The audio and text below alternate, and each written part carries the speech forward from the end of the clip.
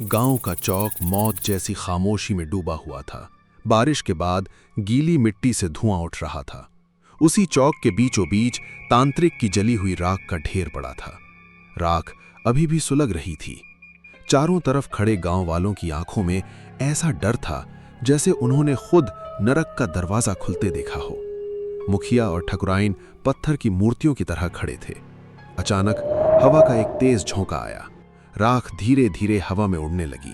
पहले वो धुएं का गुबार बनी, फिर उसने एक भयावह चेहरा बना लिया, निशिर मलो का मुखौटा। मुखिया के होंठ कांपने लगे। सब खत्म हो गया, वो लौट आए हैं। घर के अंदर मेघना दीवारों को नाखूनों से खुरच रही थी। उसके नाखून टूट चुके थे और उंगलियों से खून बह रहा था। कमरे की दीवारों पर लाल निशान फैलते जा रहे थे। इशिता उसे पीछे खींचने की कोशिश करती है, लेकिन मेघना की ताकत असामान्य हो चुकी थी। मेघना, रुक जाओ, तुम खुद को मार डालोगी। मेघना धीरे धीरे अपना चेहरा उसकी तरफ घुमाती है। उसकी आंखों के नीचे काली नसें उभर आई थीं। वो मुझे बुला रहे हैं, वो मेरी चमड़ी के अंदर रेंग रहे हैं। अचानक कमरे का तापमान गिर जाता है। खिड़कियां अपने आप खुल जाती हैं। कमरे की मोमबत्ती बुझ जाती है। मंदिर की घंटियों की आवाज पूरे गांव में गूंजने लगती है। घना कोहरा गलियों में फैल जाता है। उसी कोहरे को चीरते हुए एक लंबा काला साया आगे बढ़ता है। मुख्य तांत्रिक महाराज, बड़े बड़े बाल, माथे पर टीका, गले में रुद्राक्ष की माला। वे घर के दरवाजे पर रुकते हैं। उनकी सांसों से धुआं निकल रहा था। अपनी चीखें संभाल कर रखो लड़कियों, आज रात मौत खुद इस गांव की मेहमान है। मेघना अचानक शांत हो जाती है, जैसे किसी ने उसके भीतर की रूह को जकड़ लिया हो।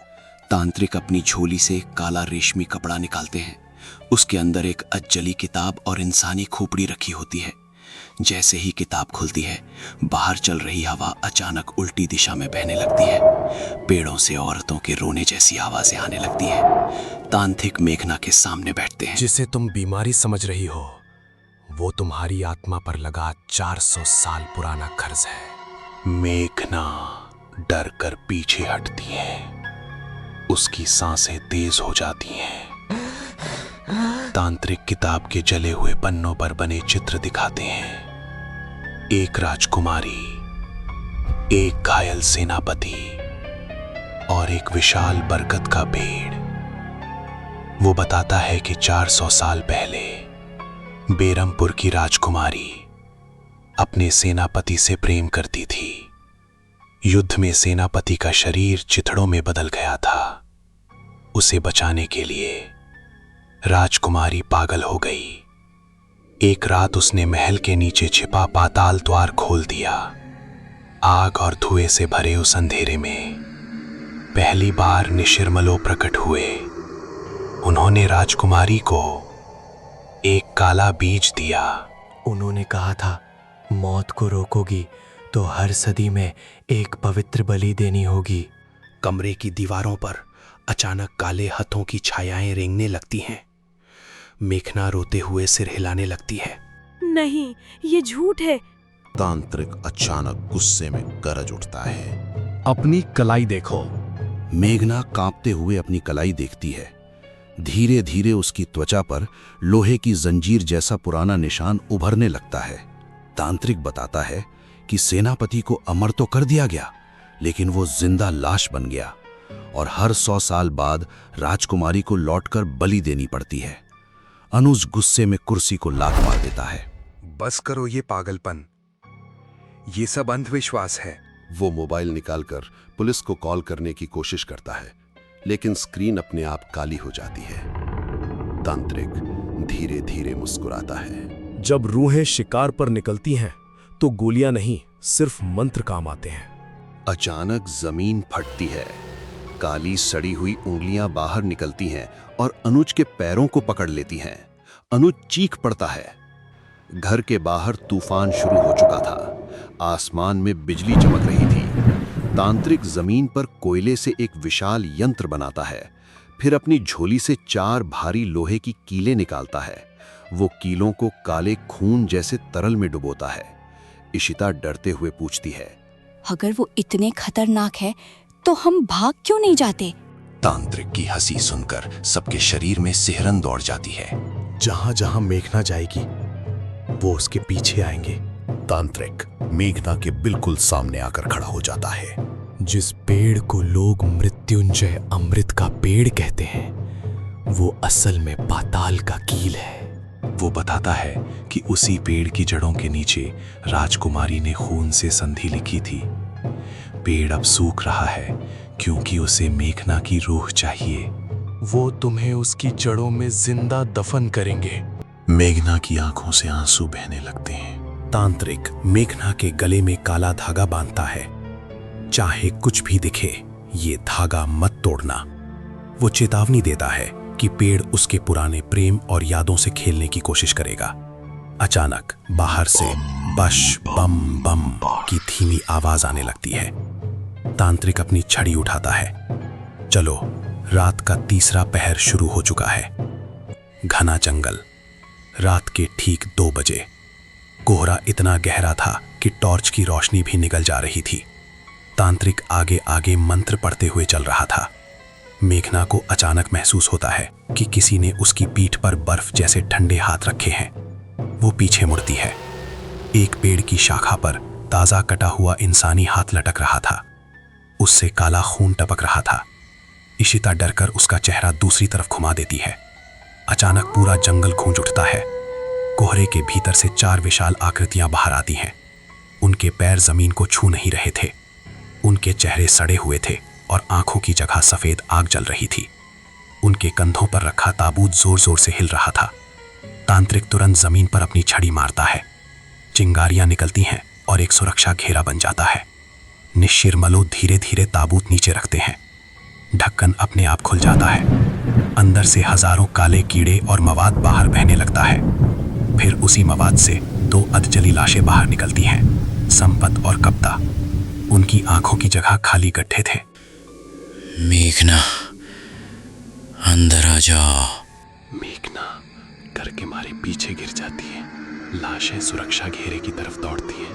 तांत्रिक मंत्र पढ़ते हुए लोहे की कीलें हवा में फेंकता है। बिजली जैसी चमक होती है, लेकिन तभी निशिरमलो की लाल आंखें इशिता पर टिक जाती हैं। इशिता की पुतलियां सफेद हो जाती हैं। वो धीरे धीरे घेरे से बाहर चलने लगती है।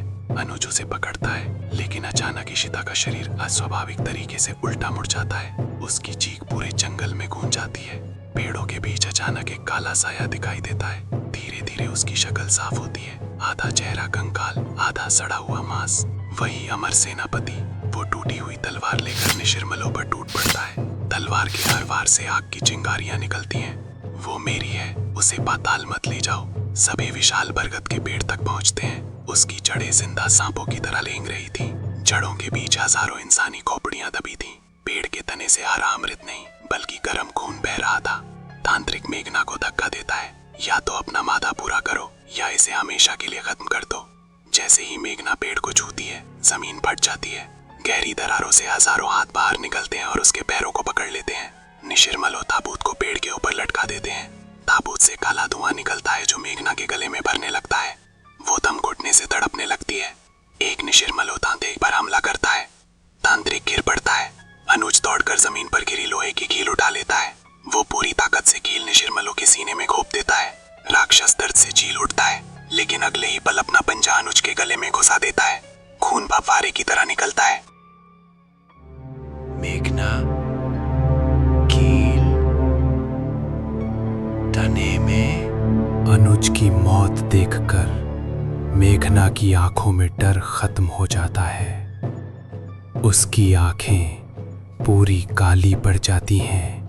वो जोर से चीखती है और अपनी हथेली पत्थर से काट देती है। खून पेड़ के तने पर बहने लगता है। अचानक उसके दिमाग में 400 साल पुरानी यादें लौटने लगती हैं। वो वही प्राचीन शब्द दोहराने लगती है जो उसने पिछले जन्म में बोले थे। पूरा जंगल कांपने लगता है। मेघना भारी पत्थर उठाती है और पहली कील पेड़ में ठोक देती है। एक निशिरमलो का शरीर फट जाता है। दूसरी कील, पेड़ से खून का फव्वारा निकलता है। तीसरी कील, ताबूत हवा में कांपने लगता है। आखिरी कील के साथ पूरा जंगल सफेद रोशनी से भर जाता है। ताबूत राख बनकर उड़ जाता है। रोशनी धीरे धीरे कम होती है। अमर सेनापति मेघना के सामने खड़ा था, लेकिन अब उसका चेहरा शांत था। वो धीरे से मेघना के गाल को छूता है। उसकी आंखों में पहली बार सुकून दिखाई देता है। फिर उसका शरीर धुएं में बदलकर हवा में गायब हो जाता है। निशिरमलों के मुखौटे जमीन पर गिरते हैं और मिट्टी बन जाते हैं। इशिता धीरे धीरे होश में आती है। उसकी नजर अनुज की लाश पर पड़ती है। वो टूटकर रोने लगती है। तांत्रिक घायल अवस्था में बैठा है। कीमत चुकानी ही पड़ती है। मेघना बिना किसी भावना के खड़ी रहती है। सुबह हो चुकी थी, लेकिन जंगल में एक भी पक्षी की आवाज नहीं थी। गांव वाले डरते डरते बाहर निकलते हैं। वे मेघना को देवी मानकर उसके पैरों में झुकने लगते हैं। लेकिन मेघना की आंखों में अब कोई इंसानी भावना नहीं बची थी। मेघना और इशिता बस में बैठकर गांव छोड़ रहे हैं। इशिता खिड़की से बाहर देख रही होती है। तभी उसकी नजर मेघना के हाथ पर जाती है। मेघना धीरे धीरे अपनी मुट्ठी खोलती है। उसके हाथ में वही छोटी शीशी थी, मृत्युंजय अमृत की। उसकी आंखों में एक अजीब चमक दिखाई देती है। बस सुनसान सड़क पर आगे बढ़ रही थी। मेघना धीरे धीरे शीशी खोलती है। वो पूरा अमृत पी जाती है। तुरंत उसकी गर्दन की नसें काली पड़ने लगती हैं। वो धीरे धीरे कैमरे की तरफ मुड़ती है। उसके होठों पर वही डरावनी मुस्कान उभरती है, बिल्कुल निशिरमलू जैसी। अब मैं कभी नहीं मरूंगी। अचानक स्क्रीन ब्लैक हो जाती है। अंधेरे में सिर्फ एक आवाज गूंजती है, बम बम बश।